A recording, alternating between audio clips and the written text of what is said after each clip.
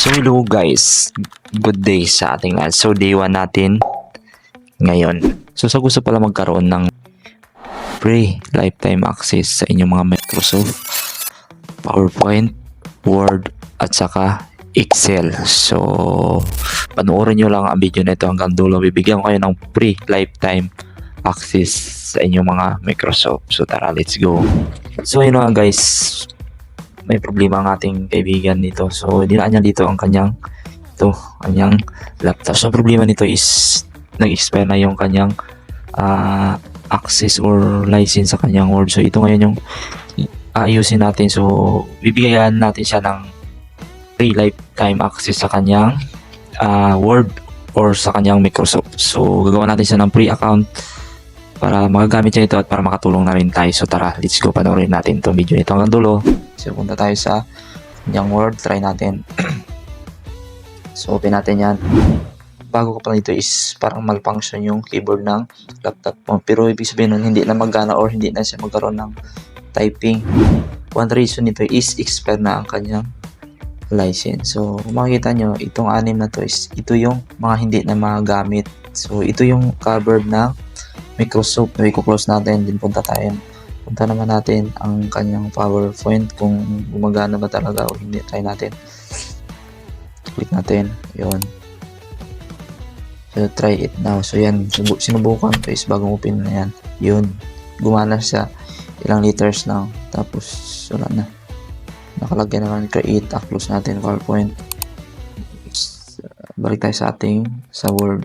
So doon natin i-configure lahat ng kanyang account. So try natin, yun, ulit naghingi din siya. So create tayo ng account. So try natin saan email. So dito naghihingi ng email or yan, email, enter your product key. So ito yung sabi nakaraan, product key. So no account, create one. So yan yung nakalagay dyan. Bago kung nakalagay kayo, ito is next. So ngayon ang gagawin natin dito is lagyan natin ng account. So dito guys is bago in-open, ginawa ko na siya ng kanyang sariling account. So ito yung ilalagay natin ngayon. So dito, so gusto magkaroon, so i-PM or mag-message lang kayo. Favor ko lang, paki-like and share na lang sa video na ito. So continue natin to. So then password, type natin. Then antay natin ng mga ilang seconds or minutes, maglalagay niya siya. So ayun, matik, nakalagay na yun guys.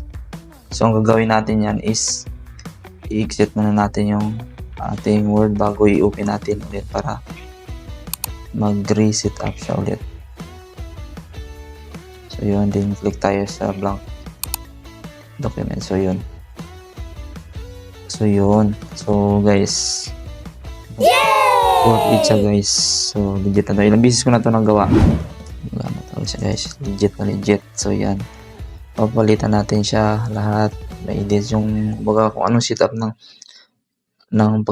Word or ng system ng kunay, yun din yun pag nakakuha na siya. So balikan naman natin, pupunta naman tayo sa PowerPoint. So dito tayo guys sa PowerPoint, open natin blank account, then click, type tayo, tingnan natin kung malfunction pa siya, PowerPoint. So yun, okay na guys. So working na siya, di ba? Kung nakita nyo is legit. Ayan, highlight mo na rin siya, size, palitan mo ng size, yan, exit na natin. Ayun. So ayun na guys, nasolve na natin ang problema ng ating kaibigan. Pati yung PowerPoint mo pala boy, hindi na pala yun din gumagana. Hindi na. Isang kwan na pala yun sila. Check mong Word. Okay. Ay, putik. Wala naglabas yung kanina. Yung Pag-open ko na laptop, wala naglabas yung product key. saan? Ayos na gede. Pero pag nagkabukas ako nito, naglabas yun. Kagago. Nakakonect ba yun sa kwan mo? Igawa ko lang yung account. Thank you. Ang password niyan boy, yung pati nyo.